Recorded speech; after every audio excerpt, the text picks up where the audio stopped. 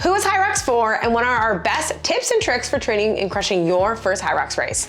Hello my friends, and welcome back to my YouTube channel. If you're new here, I'm Dr. Alyssa Olenick, and this is part 2 of a 2-part video series with Coach Corey of my programs, the Lyss Method, talking about who Hyrox is for, what it is, and our best tips and tricks and how to train for your first race. If you missed part 1, make sure you go back and watch it, where we talk about exactly what is Hyrox, what is the race, how did it come about, so you can understand a little bit more about this event. And this part 2 of this video series, me and Corey will be talking a little bit more about who Hyrox is for, who can do it, and our best tips and tricks for training for your first Hyrox event. I'm training for my first 3 Hyroxes this year with a TLM training and coaching team, and I'm super excited to bring you along on the journey, as well as bringing some educational tips for training for you, for training and crushing your first Hyrox races this year. So let's get into the video with me and Corey. So Alyssa, you were asking like who is Hyrox for, which I think is a great question. So a real benefit to it is it's always the same. So you're not going to be surprised by anything that like comes to you on race day. You know exactly what it is. It's that 8 event thing that I outlined earlier, and none of it is high skill. So you're not getting ring muscle ups out of nowhere. Yeah, it's not like some big technical thing you need to learn. Even if you're not a super efficient rower, rowing is not that complicated, and if you have terrible technique, you'll be fine. It's just one event. It's one event. So like lunges aren't technically demanding. The most technically difficult thing is a wall ball, and it's a squat and tossing a little ball. And if you need it, the judges are there that they can move a bucket or a box underneath you, so you can like make sure you're getting low enough. Yeah. Which makes it very easy. Yeah. So from that standpoint, anybody. Yeah. Actually, your camera guy, Luke, was asking me, hey Luke, was asking me earlier, like, hey, could I train for one? You know, and I was like, yeah, you could do it tomorrow. You're like a fit guy, you could do it tomorrow. And if you wanted to train for it, you could absolutely do as well as you wanted to. I think the biggest difficulty would be it's a total of 8 kilometers of running, which is 5 miles for, I would assume this is mostly an American audience, so 5 miles of running. It's only 1,000 meters at a time, which is 0.62 miles. So it's not that far at any one point, but the accumulation of that is hard. So depending on your fitness level, it's somewhere between an hour and a half to a 2.5 hour long race. Yeah. So that's the only thing that I would, hello sweet girl, that's the only thing I would be concerned about for anybody, is like, hey, you do need to know that you're biting off something that's comparable to a half marathon from like a time standpoint. But you can walk it, you can sprint it, especially if you do it with a doubles partner. You really have a like much easier time because you can split up the events. Yeah. And I would say the advice there would be, if you're someone, not to say doubles are lesser than, because it's still hard in its own regard. Like Corey did Germany with his mom, and basically like I think the wall ball, she did 1. Yep, I did 99 wall balls, and then she did the last one. Yeah, so if you really want an accessible entry point, the running is there, but you can walk it, you can take it as slow or fast as you need, and you can split things up, and that's a great way to enter into it in a way that you're doing, because the stations can be split theoretically into 50% of the work, right? Of that. The biggest thing I'll say, especially for those of you who are interested in training with us or anything like our clients, is just having some sort of a running baseline in fitness would be the biggest thing. And I would say probably being able to do at least 5K to 10K is probably a good baseline, that, or 30 to 60 minutes of total running. Obviously closer to that 10K would probably be a little bit better. That's about 6 miles, but probably in that range. Since it's intermittent and it's broken up by other things, you won't have as much of a demand. It will have a bit of a break. It will be easier, but I'm thinking more from like an adaptation of like your muscle and your tendons and your ligaments. So while it is accessible, I think if you want to do it, but you're not the best runner, kind of doing something like, if you were to train with us, our beginner running or 5K beginner program into beginner 10K would be a great entry point into that. But in our Hyrox programs, even in the Lyss Method, we have beginner, intermediate, and advanced versions of every single workout, so that everybody can kind of find that entry point of where they want. I think the reason I wanted to capture that is, people are so afraid to do certain things because they think I'm not fit enough, I'm not good enough, and you don't have to be. I think the social media, the rise of the hybrid athlete,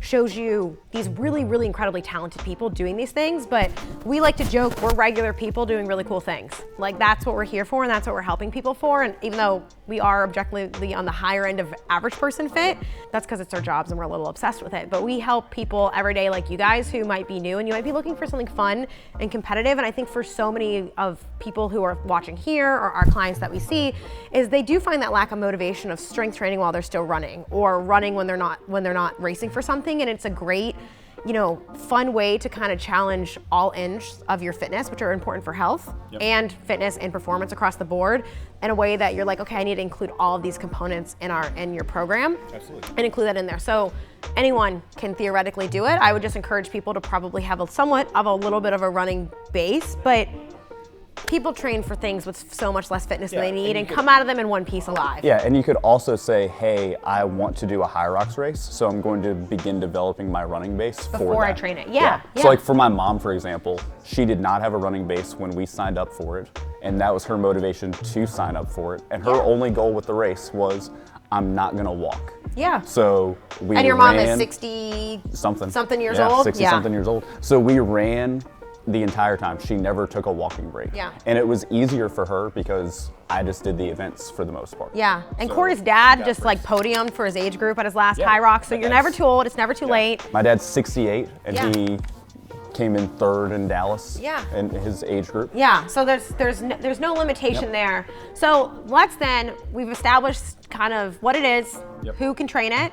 What would you say then is your best tips for training for your first Hyrox race? Preparing for it, kind of workouts you should do, how should you think about training? You can shamelessly plug the way that we even approach it in our program that we designed. Absolutely. So the easiest thing would be to get on a program, and I am of course super biased into the program that me and Alyssa and Trevor and a couple of the other coaches from TLM worked on. I think that's a really good program because it has everything that I think you need. If you wanted to do it on your own, it would depend a little bit on like what your background is. So if I was coaching myself and I had like my background, I would say, hey Corey, you just need to run. Yeah. You can lose 200 pounds off of your deadlift and you'll still deadlift 500 pounds and you'll be fine. Like, don't worry about the strength component for a little bit. I wouldn't actually enjoy training that way, so I'm not gonna do that. And I don't wanna actually get weaker as I train for something, so I'm not going to. No, you can maintain strength and do aerobic at the same time. Absolutely. So, yeah, which is what I'm doing now. Yeah, I'm just maintaining. Most of our team, honestly. Yeah. So it would depend a little bit on your background, but I would say you need to become a competent runner if you want to do well.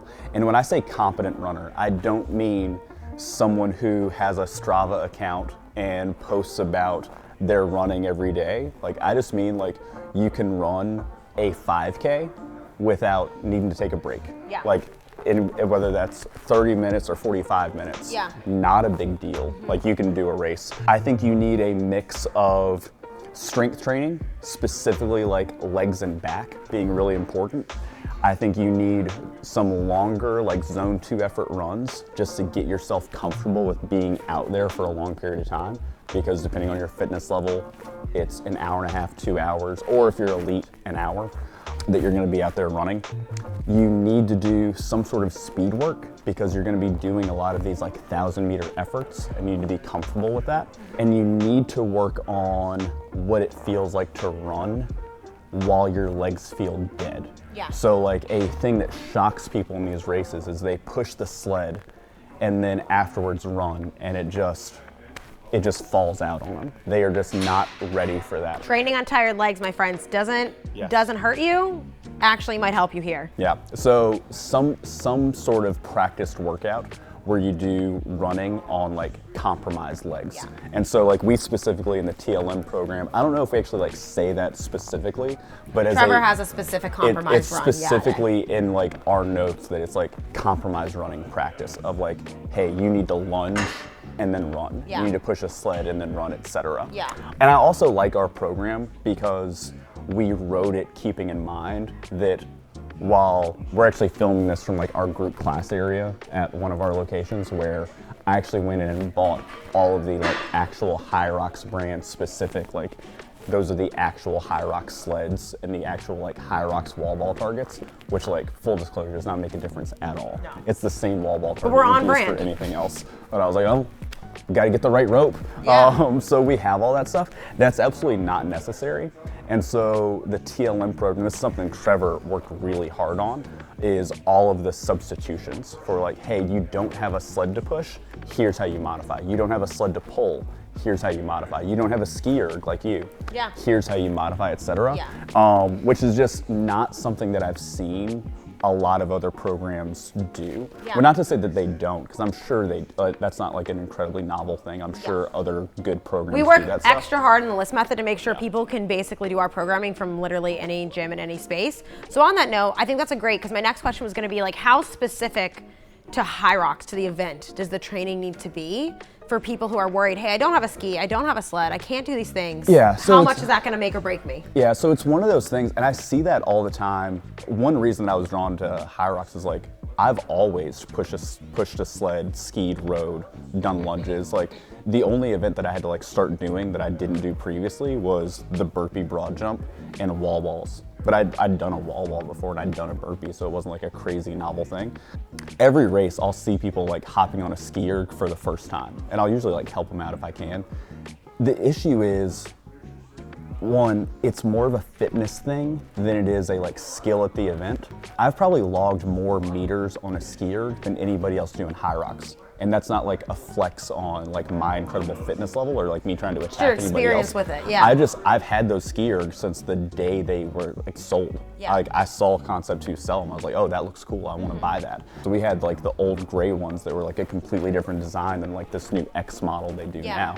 I've just done a lot of skiing.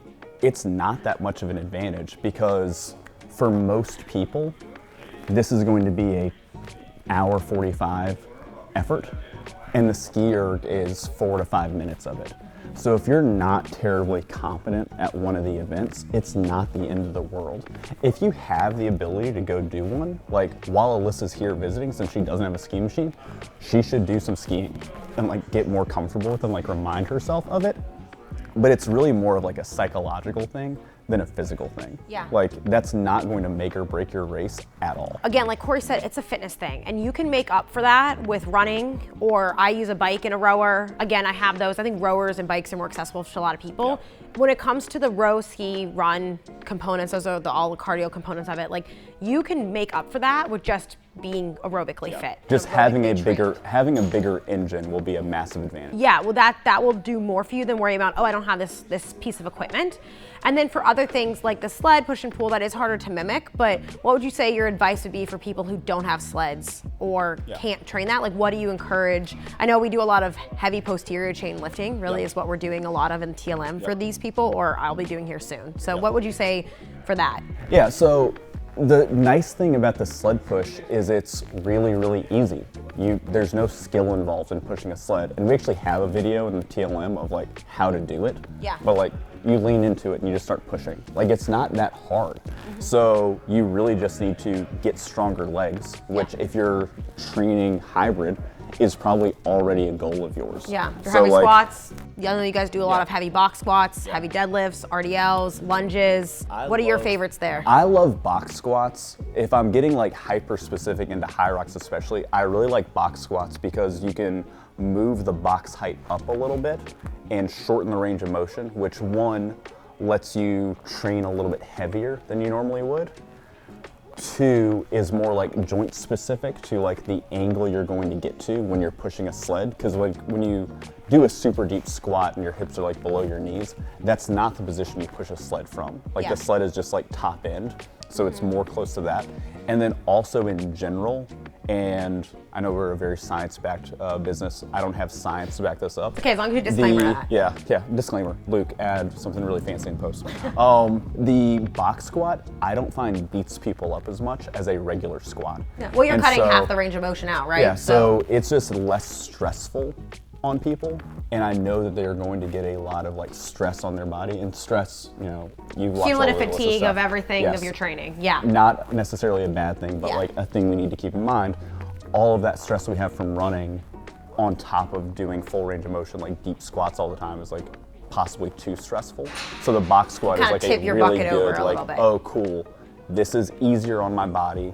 I'm training more specifically and a little bit heavier than I normally would, I'm gonna be fine pushing. Yeah, I think we'll save some of that. And again, full range of motion squats are totally fine when you're run training. Absolutely. But I do find that full range of motion, that for a lot of people, including myself, quad fatigue is my number one limiter on most hybrid training for me. Yep. That is the thing that I find that is hard. So I think that's a great way to modify It's a that. really easy way to work I also around really some. like, I know Trevor just talked about this recently, I really like using bands or some sort of accommodating resistance type training where the load's lighter, but the resistance is higher at the top. As a way to, actually how I kept my squat strength then at the end of my 100-miler training cycle. I just did 225 for 5, but I haven't touched over 200 since June. But we did accommodating resistance or speed reps. So we kept in a power or that strength component for most of the year in a different way. So there's a few different ways I think you guys can modify this to still do this if you struggle with this.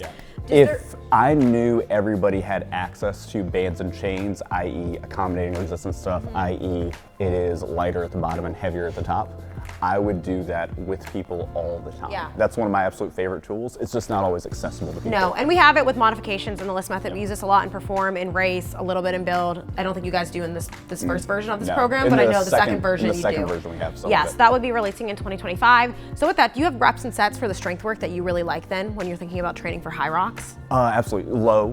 Yeah. So low to like try to get stronger. Yeah. Because one, you're getting a lot of your like higher end stuff through some of the event work of like, I don't know that I really need you to do a set of like 50 on a front squat when I have you doing 50 wall balls. Yeah. Like we're kind of checking that box already. Yes. And most people would really benefit, and this is where like my goals for like Hyrox and most just like gen pop people kind of line up, and why I like it as a like activity to get people into. Most people need to get stronger. Yeah. Like as a general rule, most people You need too, to ladies. get stronger.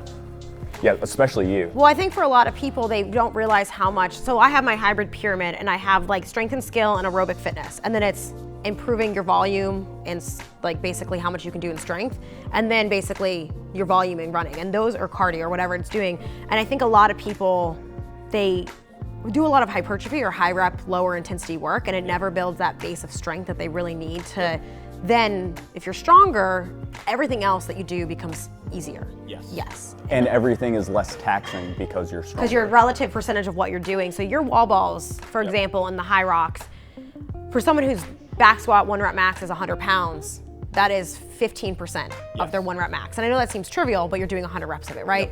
Where, let's say my 1 rep max is a flat 300, it's not right now, but 15 pounds of that percentage-wise is like 5%, right? 5% of that. And that seems small, but same when you think about the lunges, right? The lunges for the Open Pro women, I'm not even worried about, because I can do lunges with, what is it, 20? It's 22 pounds 22 for pounds Open Pro, for or Open Women. all day, right? Because I have that, right? So those are the things where that relative strength can make a big difference there.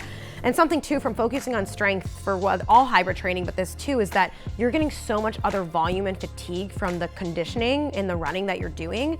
And it's a great way to keep in the stress and stimulus you need for muscle strength and or hypertrophy, keeping the work quality within that proximity to failure or higher in ranges, 80% plus in strength, but you're doing less volume of it. So it's less fatiguing from that standpoint. And I think that would be my best advice, because we do 2 days of strength work in our Hyrox program, and a lot of our hybrid programs are only 2 or 3 days of strength, and a lot of people struggle coming into this because they're like, well, I want to lift 4, 5, 6 days a week. I came from a bodybuilding background, but sometimes it's shifting the strength to less days but higher quality and more in those days.